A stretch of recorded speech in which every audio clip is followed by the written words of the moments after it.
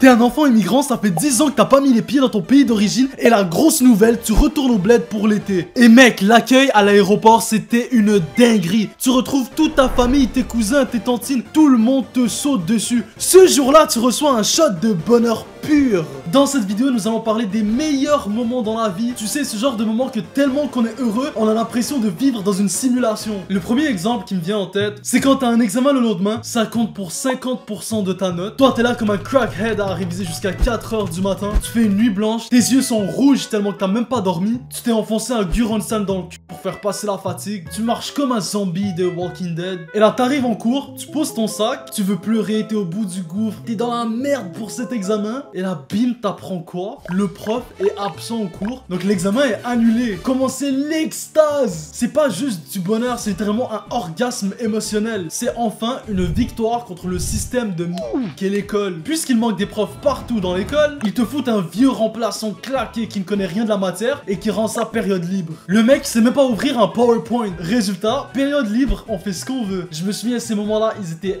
incroyables. Pour le deuxième moment, on va encore rester dans le thème de l'école. Là, je vais parler d'un truc typiquement québécois. C'est quand tu te réveilles le matin pour prendre ton bus à 6-7 heures et tu vois une avalanche de neige. Tu vois plein de neige partout. Là, mon gars, tu sais pourquoi t'es heureux? Parce que qui dit tempête dit école annulée. Qu'est-ce que ça me rendait heureux de me réveiller et pouvoir me rendormir? C'était le feu. Et là, du coup, t'as une autre sensation qui vient avec ça. On va parler de la meilleure invention de l'humanité. J'ai nommé l'esclavage.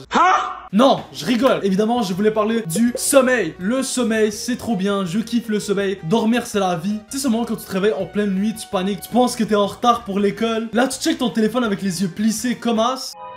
Et là, tu lis qu'il est 3h47. Et donc, il te reste encore du temps pour dormir. Ce moment-là, c'est comme si le temps lui-même te disait: t'inquiète, mon ref, I got you. Tu peux continuer de dormir. Eh frère, tu redeviens un bébé dans ta couette. Yo, moi, je me remets en boule. Et tu souris comme pas possible. Je sais pas, on dirait juste que le sommeil est mieux. Tu fais de meilleurs rêves. Wop, wop, wop. Avant de continuer, mon gars, tu vas te faire le plaisir de t'abonner à ma chaîne. On est rendu à 25 000 abonnés environ. Et on rush les 30K avant la fin de l'été. Abonnez-vous. Vous êtes les go. Sinon, un autre moment légendaire dans la vie qu'on a tous connu, c'est quand tu trouves un vieux billet dans la poche de ton pantalon. Carrément, le pantalon est en train de se décomposer, on dirait un cadavre, frère. Tu fouilles comme ça, tranquille, et là, tu sens cette pièce, cet argent, sorti de nulle part. T'es tellement heureux, mon gars, t'as l'impression que t'as découvert le One Piece. Du coup, c'est rendu que moi, je me fais des foreshadowing. C'est-à-dire que je prends un vieux billet que j'ai, je le mets dans un pantalon random, et qui sait, peut-être dans 5-10 ans, je vais tomber là-dessus et je vais être trop heureux, tu vois. Le meilleur bail, c'est que tu les retrouves toujours dans les moments que t'as le plus besoin. C'est comme si la vie te ferait un cadeau à ce moment-là. Mais bon, aussi cool que soit ce vieux billet, cela ne remplacera jamais un bon fou rire avec tes potes. Il est minuit passé, personne ne sait pourquoi vous êtes encore dehors, vous êtes là à gambader dans les rues du quartier, vous avez tous 40 appels manqués de vos darons, mais personne ne veut rentrer. C'est à ces moments-là qu'on se tape les meilleurs d'arcade de tous les temps. Ça va faire des blagues sexistes, misogynes, racistes, ça va critiquer toutes les communautés possibles. C'est un arabe,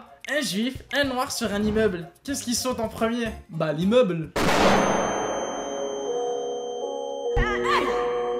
Mais évidemment, le sujet dont on va le plus parler, ça va être nos rêves. C'est tellement un moment deep. Genre, chacun se révèle. Soit il y en a un, il veut devenir champion de MMA. L'autre veut devenir rappeur. Et le dernier, bah, youtubeur. Je crois que vous le connaissez. En passant, je souhaite vraiment à chacun d'entre vous de réaliser vos rêves. N'abandonnez pas, vous êtes capables. Et là, sans prévenir, ton cerveau va faire un genre de zoom existentiel. C'est comme si tu sortais de ton propre corps. Tu vois la scène dans No Way Home, là, quand Spider-Man sort de son corps avec Doctor Strange? Ouais, c'est exactement le même genre, tu vois. Genre, tu regardes la scène de loin comme si tu volais. Ouais, je sais, c'est bizarre. Et tu fais juste enjoy le moment. Mais bon, à un moment, faudra rentrer parce que après 300 appels manqués dans la daronne, elle va commencer à penser que je me suis fait kidnapper au Mexique dans un trafic humain. Un autre moment qui mérite clairement sa place dans le panthéon du bonheur, je l'ai appelé le haircut effect. Le haircut effect, ça existe bel et bien. C'est une des meilleures sensations dans la vie. Soit t'es moche, tu ressembles à un vieux ver de terre moisi, écrasé par terre. Aucune meuf ne veut de ta chasse. Les gens te regardent, ils se suicident après. S'il vous plaît, YouTube, ne me démonétisez pas pour cette blague. Tellement t'es moche, même les poux t'évitent. Et là, miracle, tu vas chez le barber. Parce que ce mec-là est tout simplement incroyable. Précisément, les coiffeurs blédards,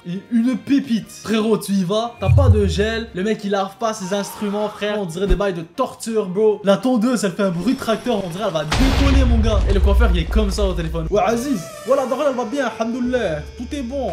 Oh, merci, Khoya. Un truc que j'adore des coiffeurs blédards, c'est que t'as même pas besoin de les regarder dans les yeux. Ils comprennent c'est quoi qui va pas avec tes cheveux et ils te le réparent direct. T'es un chirurgien, le mec, il te coupe méticuleusement. Tes cheveux tombent au sol comme tous tes problèmes dans ta vie. T'as même pas encore vu le miroir que tu sais que tu as glow up. Tu sors de là, mon gars, t'as payé 15 balles, c'est rien, c'est well ou t'as un dégradé prime, tu deviens un maxi beau gosse. Et là, je sais pas ce qui se passe, mais j'ai un élan d'énergie, je me sens frais, je me sens clean et tout dans ma vie va mieux. Tout ça pour dire que le haircut effect, c'est une thérapie. Pour tous les musulmans qu'il y a dans ma communauté, on va vraiment se reconnaître dans le prochain exemple. C'est l'été, il fait abuser chaud, tu vois. Tu fonds littéralement. Mais le truc, c'est que c'est le ramadan, donc tu ne manges pas. Comment tu souffres? Mais évidemment, c'est l'été et tout, donc toi, tu veux profiter de ton été. Tu fais un foot avec tes potes et vous allez suer, vous souffrez, vous avez pas d'énergie. Mais juste, c'est incroyable. Foot sous l'été, pendant le ramadan, oui, c'est tough, mais tu te sens vraiment fier de toi. Tu te sens puissant. Et la satisfaction qu'il y a quand tu rentres à la maison et que tu vois que ta daronne t'a préparé du batbo, du slow, du shibakia. Yo, c'est trop bon. Voilà, c'est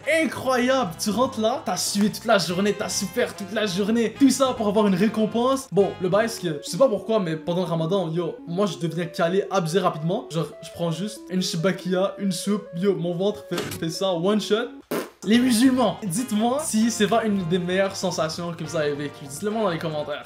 Une autre sensation que moi j'ai vécue, avoir la meilleure note de la classe aussi, évidemment. J'étais en 6e année, la prof avait mis un problème mathématique. On avait un examen, tout le monde avait la même réponse. Il y en a juste un qui a pas eu la même réponse. À votre avis, c'était qui? C'était votre light skin préféré. Ouais, je suis dans la merde. Frère, les mecs, ils ont eu 372. Moi, j'ai eu Océan Atlantique. Je me dis, ah, je suis cooked. Là, la prof, elle remet l'examen et là, elle dit, ouais, alors il y en a juste un seul de vous qui a eu une bonne note parce qu'il a skippé le piège. Et c'était moi, cher. C'était il y a 8 ans. Je m'en souviens encore, j'en ai rien à foutre. Bon, sur ce, les amis, j'espère que vous avez apprécié la vidéo. N'hésitez pas à vous abonner et à mettre un like. On rush les 30K avant la fin de l'été. Merci beaucoup pour votre soutien. C'était Ayo la Hayes. Peace.